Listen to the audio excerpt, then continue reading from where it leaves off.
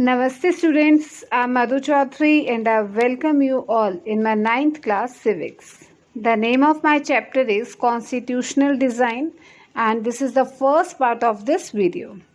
Students, in this chapter we are going to deal with how the constitution is designed. Okay. In this chapter then we have to study that what are the steps taken for the establishment of the Constituent Assembly. All these things we have to study through the case study of South Africa.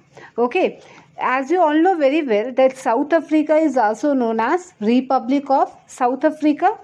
It is located in the southern part of African continent. Now students, let's discuss about democratic constitution in South Africa. Okay, before this let us discuss that what is apartheid. Apartheid is a system of racial discrimination in South Africa. White Europeans used to discriminate against native peoples, that is blacks, which composed of 80% of the population. Now students, in this system, that is apartheid system, blacks were forbidden from living in white areas like trains, then buses, hotels, hospitals, then schools, colleges, theaters. All these are those areas where black peoples are not supposed to enter. Okay, but in 1950 blacks and colored means black Indians. Okay, so since in 1950 blacks and coloreds fought against apartheid system, that is struggle led by ANC. Okay, and this struggle was led by ANC. The full form of ANC is African National Congress. Okay, under ANC or we can say that workers union and communist party also supported this struggle. That struggle means apartheid. It means workers union and communist party and so many other peoples also supported this apartheid system. Now what was the result of this apartheid system? That Nelson Mandela and 7 other leaders were sentenced to the imprisonment in 1964 for opposing apartheid. Okay, then various countries demanded apartheid as unjust and racialist. Okay, so other countries also demanded revolution of this system, but white racialist government still continued to rule over black majority. I hope it's clear to you that what is apartheid system. Thank you students. Namaste students, I'm Madhu Chaudhary and I welcome you all in my 9th class Civics. The name of chapter is Constitutional Design and this is the second part of this video. Students, in our previous video we have already discussed the meaning of apartheid and how the people of South Africa struggle against apartheid. Okay, now in this video we have to discuss the new constitution that was framed in South Africa. So as you all know very well, apartheid system, okay, apartheid system is a racial discrimination against blacks. Now, due to the worldwide criticism of apartheid and continuous black struggling, okay, black struggles against the apartheid system. So, due to worldwide criticism of apartheid and continuous blacks struggle, white government realized that they can no more control black protest. Okay, so as a result, the laws which were discriminatory in nature or were against blacks were repealed now. Then other reforms were followed, like the ban on political parties and medias were lifted.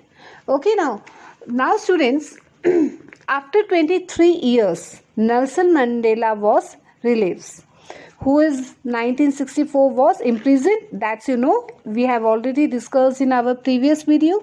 So 1964 when Nelson Mandela was released for opposing apartheid, which were discussed. I have told you that we have already discussed it. So after the great struggle and reforms, finally on 26th April 1994, South Africa got free from the apartheid and a newborn democracy emerged. Okay, where black leaders told people to forgive whites. As a result of this, a new South Africa built based on equality. Equality means there was no discrimination between now blacks and whites. Both parties negotiated with each other and finally they make a common constitution based on equality. Okay, in this constitution inspires democrats all over the world. Because why this constitution inspires all over the world? Because of its democratic nature, okay, and recognized as one of the finest constitution of the world. So ultimately, after a long and contested struggle for the justice and the determination of the peoples of South Africa to work together under a single or common irrespective of their race. Okay, so this was the struggle behind the democratic constitution in South Africa, where bitter experiences were transformed into the binding glue of a rainbow nation. Okay, this in this picture, the basic provision of constitution. This is the Republic of South Africa. It means this is the constitutional book of South Africa. I hope it's clear to you. Thank you. Namaste students, I'm Madhu Chaudhary and I welcome you all in my 9th class civics. The name of chapter is Constitutional Design and this is the third video of this lecture. Okay, in our previous video, students, we have already discussed about democratic constitution of South Africa. Okay, so you must be wondering that why do we need a constitution? I hope this question comes in your mind, that why do we need a constitution? Let's discuss this in the light of South Africa. Okay, where the opposer and opposed come to the consequence and decided to live together in harmony. What do you think, students? Live together, it means both white and blacks when live together, it's easy? No, it's not easy. Okay, because every section had their own fears, but at the same time they also want to safeguard their interest. Okay, so what they have decided, they decided to negotiate with each other, where both opposed and opposer are having different interests. So black majority wanted to ensure democrat rights and white minority was keen to protect its privileges as well as their property. Okay, so after negotiation, what will happen? After negotiation, both parties, that is black and white, both parties agreed to compromises. Got it? Now the next question is that what was the compromise? The compromise that the white agreed to the principle of majority rule.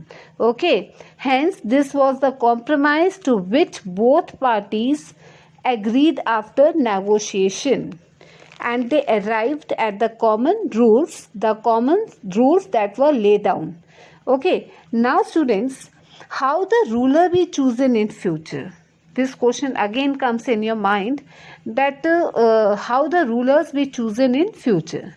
So let me tell you that the rulers that decided the right of the citizens, they also tells that what the elected government in power to do and how the rulers will be chosen. Okay, so I hope through this example of South Africa, it's clear to you that why do we need a constitution. Thank you, students. Namaste, students. I'm Madhu Chaudhary and I welcome you all in my 9th class Civics. The name of chapter is Constitutional Design and this is the 4th part of this chapter.